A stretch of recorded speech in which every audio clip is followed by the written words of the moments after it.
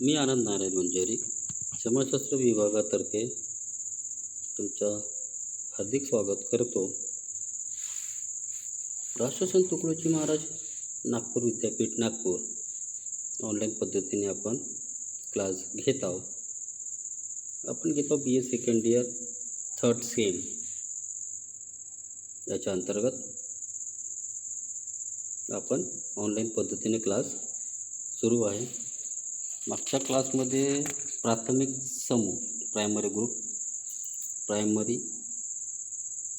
प्राथमिकची वैशिष्ट्ये, प्राथमिक समूहाचे महत्त्व आणि आता आपण प्राथमिक समूहाची मानसिक वैशिष्ट्ये, प्राथमिक समूहाची लक्षणे, प्राथमिक समूहाचे कार्य. विद्यार्थ्यांनो, तुम्ही काही पॉईंट्स नोट डाऊन करून अभ्यास करू शकता, जेणेकरून कधी काही थेरॉटिकल पेपर जर आला तर लिहिण्यासाठी काही ना काही आपल्याला अभ्यास करण्यासाठी काही ना काही नोट्स पाहिजे. तर तुम्ही यूट्यूब पाहून किंवा सबस्क्राईब करून तुम्ही नोट्स बनवू शकता. तर आपण पाहू मानसिक वैशिष्ट्ये सांगा. प्राथमिक समूहाची मानसिक वैशिष्ट्ये. पहिला आहे उद्दिष्टांची साम्यता. पहिला पॉईंट आहे उद्दिष्टातील समानता, आयडेंटिटी ऑफ एंड्स. या समूहात वेगवेगळ्या सदस्यासोबत राहण्यामुळे त्या सर्वांचे उद्दिष्ट एकमेकात मिसळून जातात. सर्वच एकमेकाच्या हित व अहित यावर लक्ष देतात व आपल्या स्वार्थाला साध्य करण्यात खूप काटेकोर असतात. या समूहात म्हणूनच सार्वत्रिक भावना महत्त्वाची असते. दुसरा पॉईंट असा आहे विद्यार्थी मित्रांनो, संबंध स्वतः साध्य असते. Relationship and in itself. प्राथमिक समूहाची विशेष साध्य किंवा उद्देश नसते, पण यामध्ये घनिष्ठ संबंध सदस्यांमध्ये स्थापित होण्यानेच स्वतः एक साध्य म्हणजे एंड बनत असते. हे संबंध कोणत्याही कायद्याने प्रस्थापित होत नाही, तर व्यक्तिगत आणि भावनात्मक रूपाने ते विकसित होत असतात. विद्यार्थी मित्रांनो, तिसरा कारणे वैशिष्ट्य असं वैयक्तिक संबंध असणे, पर्सनल रिलेशनशिप. या संबंधातील खाजगीपणा विशेषतः प्रकट होत असतो. सदस्यांमधील या खाजगीपणाने औपचारिकतेला स्थान नसते, पण व्यक्तीच्या आंतरिक भावनावर ते अवलंबून असतात. हा झाला तिसरा. चौथा आहे स्वविकास, स्पॉन्टेनिटी. स्वविकास. प्राथमिक समूहाचा विकास आणि यात उद्भवणारे संबंध आपोआपच वाढत असतात. त्यानं कोणत्याही संघटनेद्वारे किंवा मध्यस्थाद्वारे म्हणजे एजंट, मध्यस्थ म्हणजे मुद्दाम स्थापन केले जात नाही. यात एक प्रकारची स्वाभाविकता आढळते. असे खेळणारे मुले आपोआपच समूह बनले जातात, या आपोआप समूह बनवतात. आता आपण समूहाची लक्षणे पाहू. हे वैशिष्ट्य झाले 4. आता प्राथमिक समूहाचे उदाहरण म्हणजे कसं आहे, पहिला आहे कुटुंब, फॅमिली. क्रीडा समूह, प्ले हाऊस किंवा प्लेग्राऊंड. शेजार म्हणजे नेबर. तर कुटुंबामध्ये आपण पाहू की प्राथमिक समूहामध्ये कुटुंबाचे सर्वात महत्त्वाचे स्थान आहे. कुटुंब हेच प्राथमिक समूहाचा केंद्रीकृत आधार असतो. कुटुंबातील व्यक्तींच्या एकमेकाबद्दलचा स्नेह आणि प्रेम अमर्याद असते. प्रत्येक सदस्य एकमेकांसोबत जबाबदाऱ्या पूर्ण करण्यात भाग घेतात व अशा प्रकारे आपसात सामंजस्याची, सहानुभूतीची, सहकार्याची व आपुलकेपणाची भावना वाढते. कोणताही देश असो, कोणताही समुदाय असो, कुटुंब नावाचा प्राथमिक समूह अखिल मानव समाजात आढळतो. दुसरा आहे प्लेग्राऊंड, क्रीडा समूह, प्ले ग्रुप. प्राथमिक समूहाचा दुसरा प्रकार लहान मुलांचे खेळ, सगळ्यांचा समूह आहे किंवा लहान बच्चांचा समूह आहे तो मुलांचा, हा समूह बनत जातो, तसेच बिघडतेही असतो. बालवयातील मुले तसेच किशोरवयीन मुले आपले क्रीडा समूह बनवत असतात. ही प्रक्रिया सार्वत्रिक असते. या समूहामधील सदस्यात बंधुभाव, आपसात प्रेम, सहानुभूती व स्नेह या भावना वाढीला लागतात. कधीकधी तर मुलांना आपल्या कुटुंबापेक्षा क्रीडा समूह अधिक प्रिय असतो. ते आपला अधिक काळ यातच घालवितात. यात समान उद्दिष्टांसाठी समान सवयी असलेले बालक सदस्य असतात.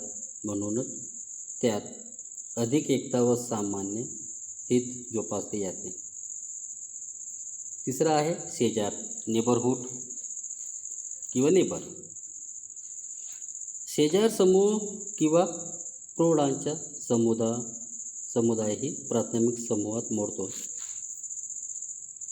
या समूहातील सदस्यात जवळचे व जिव्हाळ्याचे आर्थिक, सामाजिक व भावनात्मक संबंध असतात. ग्रामीण भारतात तर शेजार समूहाचे विशेष महत्त्व आढळते.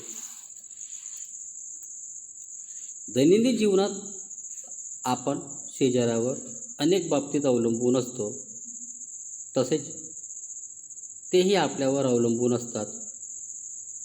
परंतु आधुनिक काळात महानगर, औद्योगिकरण, लोकसंख्येतील विविधता, आर्थिक विषमता, सांस्कृतिक व धार्मिक विभिन्नता, गृहनिर्माणमध्ये आलेली आधुनिक पद्धत या कारणामुळे हा समूह कमकुवत झाला आहे. आता आपण त्याचे कार्य पाहू. शेवटच्या पहिला कार्य आहे मनोरंजनात्मक कार्य, रिक्रिएशनल फंक्शन. हे समूह आपल्या सदस्यासाठी मनोरंजनाचे साधन महत्त्वपूर्ण कार्य करतात. दुसरा आहे सुरक्षात्मक, सिक्युरिटी. प्राथमिक समूह आपल्या सदस्यांना सुरक्षा देऊन त्यांच्या हितांना साध्य करण्यास सहकार्य देत असतात. तिसरा आहे व्यक्तिविकास, पर्सनॅलिटी डेव्हलपमेंट. प्राथमिक समूहात राहून व्यक्ती आपले विचार, भावना, सवयी आदी व्यवहार इत्यादीचा उत्तम विकास घडवून आणू शकते. चौथा आहे संचार कार्य, कम्युनिकेशन फंक्शन. प्राथमिक समूहाच्या माध्यमातून वेगवेगळ्या विषयावर प्रसंगी गूढ विषयाचीही देवघेव घडून येत, म्हणून संचार कार्य हे देखील एक कार्य आहे. प्राथमिक समूहांना प्राथमिक समूह असे का म्हटले जाते? की प्राथमिक समूहांना अनेक कारणांमुळे प्राथमिक म्हटले जाते. त्यातील महत्त्वाचे कारण असे की प्राथमिक समूह व्यक्तीचा स्वभाव व आदर्श यांच्या निर्मितीत महत्त्वाचे कार्य बजावतात. ते संपूर्ण वेळ आणि महत्त्व दोन्ही दृष्टींना महत्त्वाचे असल्यानेही यांना प्राथमिक म्हटले जाते. अपत्य जन्मास आल्यावर त्या आरंभात कुटुंबाचे सदस्य असते. त्यांचे जीवन समाजरूपी कुटुंबावर पूर्णपणे आश्रित असते. त्यांचे संबंध आईवडील, भाऊ-बहीण इत्यादीसोबत मर्यादित असतो. तो त्यांच्याकडून अनेक गोष्टी अनुकरण, स्वभाव व सहानुभूती याद्वारे शिकत असतो. तो जसजसा मोठा होत असतो तसतसं त्याचे जग विस्तारत असते.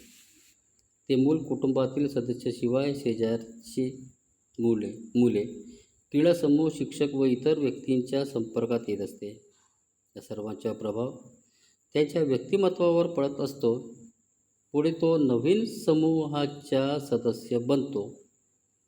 थोडक्यात व्यक्तित्व विकासात ज्या समूहाचा सर्वप्रथम प्रभाव पडतो त्यात प्राथमिक समूह अग्रण्य आहे. कोले यांनी म्हटले आहे की आमच्या चारी बाजूला जगातले असे संघ स्पष्टपणे मानव स्वभावाची नर्सरी होय. व्यक्तीच्या व्यक्तित्व विकासात प्राथमिक समूहाचे महत्त्वाचे स्थान आहे.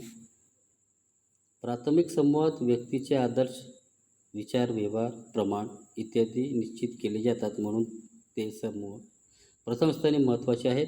म्हणूनच ते काय आहे? प्राथमिक समूह. छोटीशी वैशिष्ट्ये आहे प्राथमिक समूहाची. या समूहात पहिली आहे, या समूहात शारीरिक, जवळीक जवळकीचे संबंध आढळतात. दुसरा आहे यांचे आकार लहान असतो. तिसरा आहे प्रत्येक प्राथमिक समूहात सहकार्य आणि एकीकरण आढळते. चौथा आहे यांच्यात अनौपचारिक संबंध असतात. पाचवा आहे संबंध हे साध्य असताना साध्य नव्हे. सहावा समूह संपूर्ण असतात, अपूर्ण नव्हे. सातवा समूहातील संबंध वैयक्तिक असतात, अवैयक्तिक नाही. आठवा हे स्वतः विकसित होत असतात. नववा यामध्ये प्राथमिक नियंत्रण असते. दहावा संबंधात स्थैर्य आणि निरंतरता आढळते. 11 या समूहात आम्ही अशी भावना आढळते. 12 शेवटच्या समान उद्दिष्ट समान असतात, म्हणजे सर्वच व्यक्तीचे उद्दिष्ट आणि हित समान असते. विद्यार्थी मित्रांनो, आपला कुलेचा हा प्रकरण इथे संपलेला आहे. नंतरच्या क्लासमध्ये आपण इमाईल दुर्खीम हे विचारवंत आहे, त्याचा सिद्धांत पाहू, त्याचे जीवन परिचय पाहू, त्याचे जे काही कार्य असतील ते आपण उद्याच्या क्लासमध्ये आपण पाहू. Thank you. Have a nice day.